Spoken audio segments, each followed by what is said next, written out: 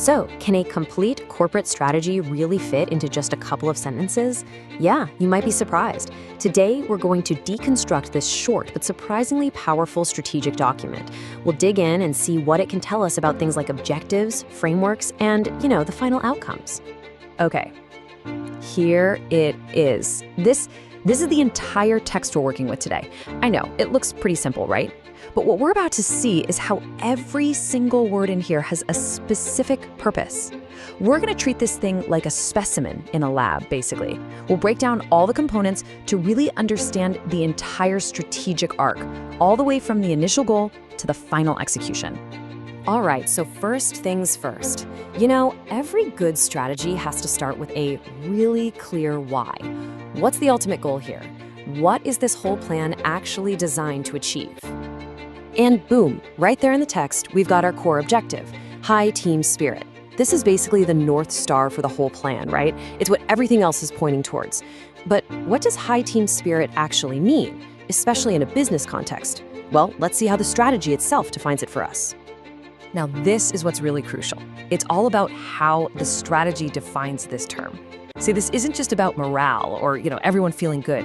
It is explicitly tied to performance. We're talking about the ability of a team to collaborate specifically for the purpose of completing tasks. And that definition, it takes a kind of vague feeling and turns it into a real, tangible business outcome. Okay, so if high team spirit is the destination, what's the vehicle that's going to get us there? Well, the document actually gives us a formal name for the whole system they're using: Humanology Team Forte.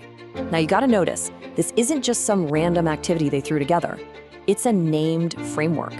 And giving something a formal name like that, that's a classic strategic move. It gives it weight, it implies it's a process you can repeat, and it just signals a much more deliberate, structured approach to the whole thing.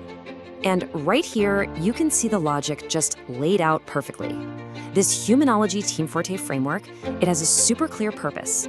It exists to build and develop that team spirit we talked about, which in turn helps with the practical goal of, you guessed it, improving task completion.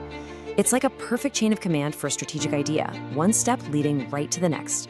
Okay, so now we're moving away from the abstract framework and getting into some concrete action. So how do you actually execute this Humanology Team Forte thing? So the strategy is making a little pivot here, right? We're moving from the what to the how. So what's the specific tactic they've chosen to bring this whole framework to life?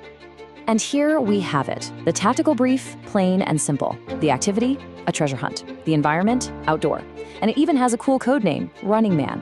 This right here is the moment that abstract strategy becomes a real planned operation. All these little details, they provide so much clarity, and they prove that the thinking has actually been translated into a plan you can act on. All right, finally, let's take a look at the desired result. What's the long-term vision for the employees who go through this?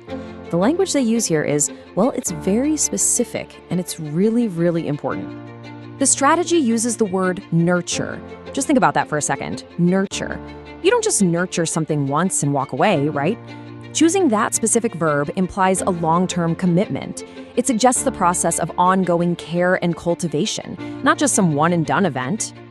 And this distinction is absolutely the crucial point. The framework's immediate action, what it does right now, is to build and develop team spirit. But the long-term outcome they're aiming for is to nurture it. This reveals a really interesting strategic shift in their thinking, doesn't it?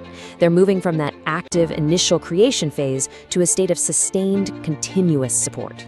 So let's wrap this all up. What have we actually learned from just a couple of sentences? Well, a really powerful strategy needs a clear objective. In this case, high team spirit. It needs a structured framework to get there. That's the Humanology Team Forte. It needs a specific tactic for execution, our treasure hunt. And finally, it needs a vision for the long-term outcome, shifting from just building to nurturing. It's a complete, top-to-bottom plan, all packed into one tiny paragraph. And all of this brings us to one final question to think about. When is a team-building exercise more than just a game? As we've just seen, the answer is pretty clear. It's when it's a deliberate part of a much wider strategy, when it's designed not just for a bit of fun, but to actually nurture a very specific performance-oriented outcome.